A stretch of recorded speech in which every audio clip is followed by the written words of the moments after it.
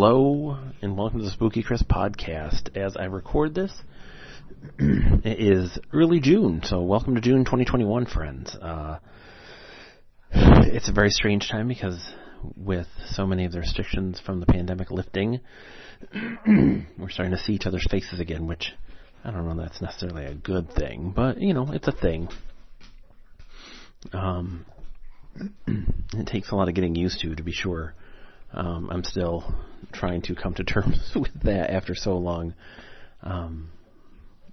living under the restrictions of the pandemic.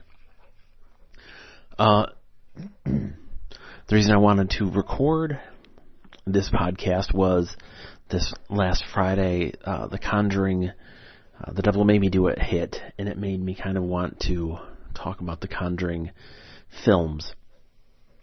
And it's interesting because I can't say I loved the newest Conjuring film. It's not bad. It is entertaining. It is well made. It's always a delight to watch Patrick Wilson and Vera Farmiga in those roles. I have a bunch of issues with the film itself. The mythologizing of two people that were real people is strange to me. We do it all the time, but they're making, they went from kind of telling these embellishing stories that these folks had to kind of really, really embellishing them, and kind of they're turning them into kind of like supernatural superheroes. At least with this newest one, and that really didn't ring true with me, didn't connect with me for sure. A lot of creepy sights, a lot of interesting things. It's funny, this series, and its funny reliance on kind of the satanic panic of the past, and this like, oh boy, these satanic cults, and they're up to so no good, and they're doing all these things, and oh my gosh, and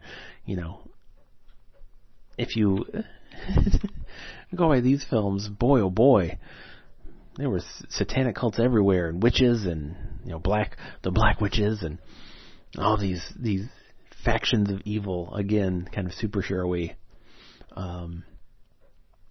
So it's interesting.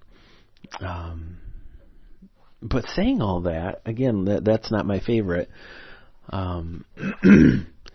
It's interesting that gosh, sorry. It still stands as a better horror film of late. And there are some great horror movies coming out, absolutely. But when you think of horror, and let's throw away this elevated horror nonsense that we hear, like, oh, well, it's elevated horror, which is someone trying to pander to the fans while kind of winking at everyone else, like it's not horror. We just say that to get the unwashed in to watch this stuff.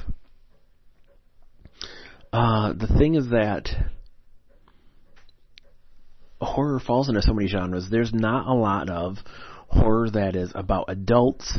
That is about, certainly not a seemingly healthy, happy married couple or a couple in a relationship. It's always people's relationships falling apart, or infidelity, or betrayal, or just all of these issues. Midsummer is a great example of that. It gets into the pathos of relationships. We don't often see adults, especially in horror, but then in healthy relationships.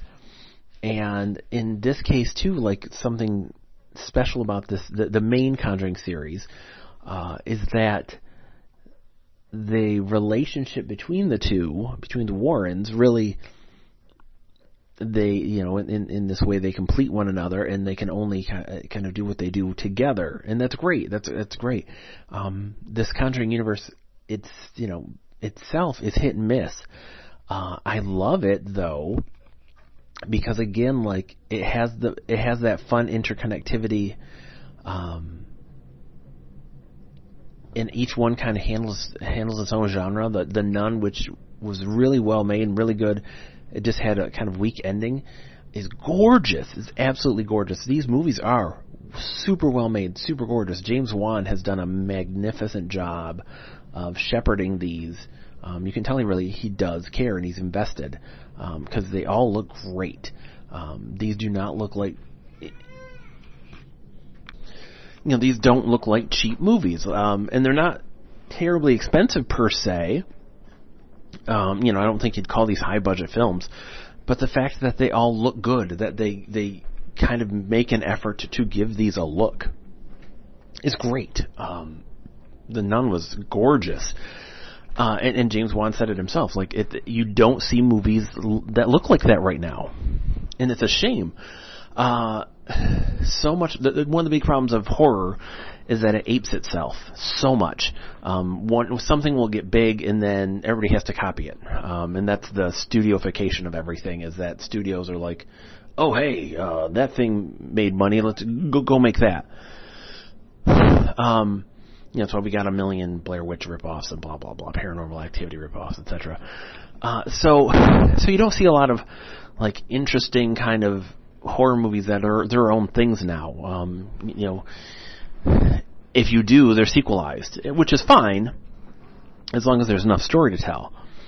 The interesting thing with the Conjuring is that there are stories to tell. I wish that it was about a fictional couple, so that you could do whatever, so that it doesn't feel weird that, again, that they're kind of become superheroes, and that there's all these, it feels like, well, I don't think things went this way. I don't know that we needed it to be about someone specifically, and maybe we did. Maybe people needed, oh my gosh, it really happened. I don't know.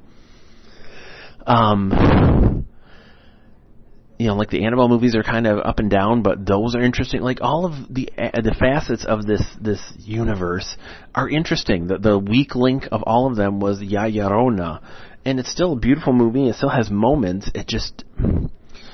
It didn't belong, and it's one of those where, in trying to kind of create this universe, they're trying to tie too many things to it, and I think they even now, it seems as if they've kind of realized that and are not. It's we don't talk about that. It's the kid in the family they don't talk about, because if you were going to make it a universe, everything should kind of come from the Warrens' war chest of evil, as it were, like The Room.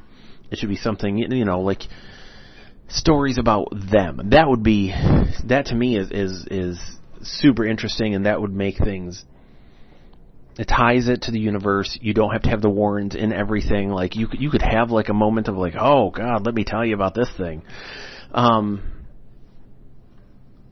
But it would be interesting. There's a lot of the things that are interesting in the Annabelle got into some of that for sure, but that would be one way to do it. It was funny, I was talking to somebody, because they were talking about making a Crooked Man movie, and I was like, well, that's great, but the Crooked Man was, and this is, if you're not a fan of the movies, I'm sorry, this is just deep dive stuff, but the Crooked Man didn't necessarily exist, because it was just another facet of Valak.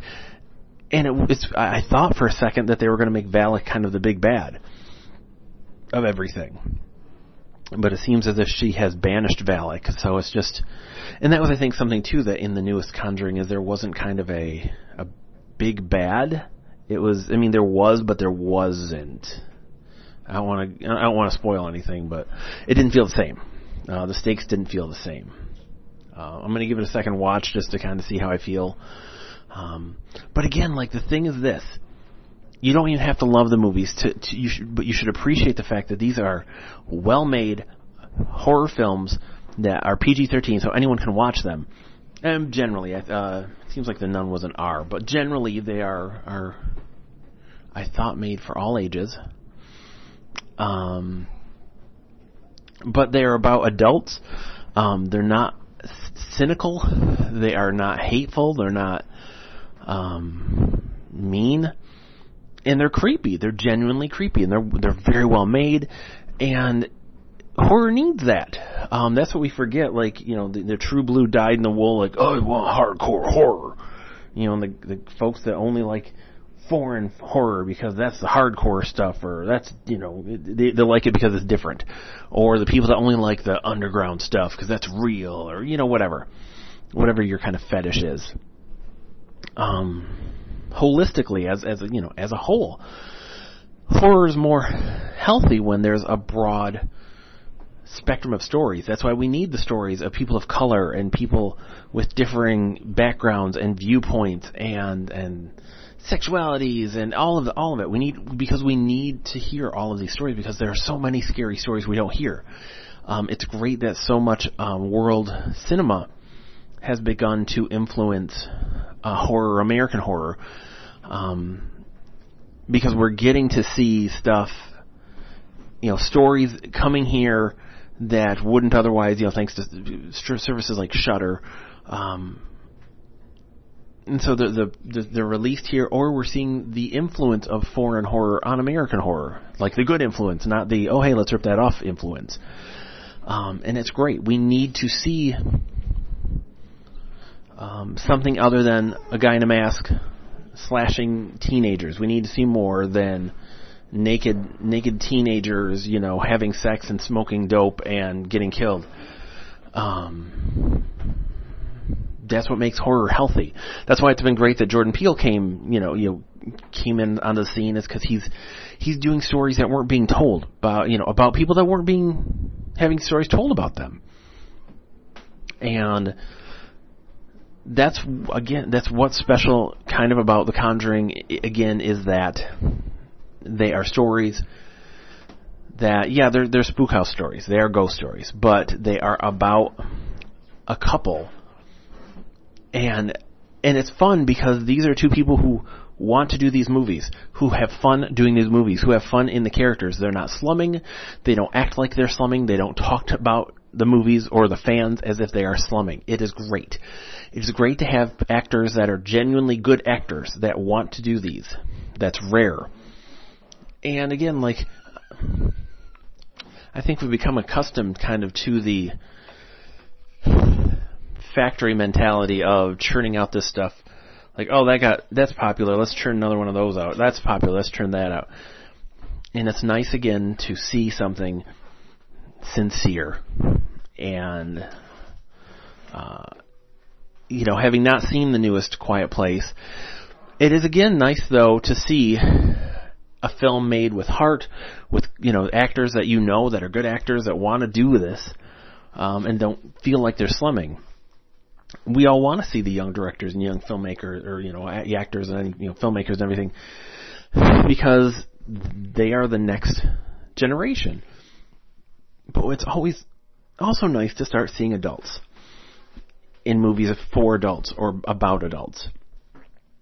We toss aside so many actors because they get too old and it's ridiculous. And same with filmmakers, same with directors. And horror is a place that should embrace everyone because it's the genre of the outsider.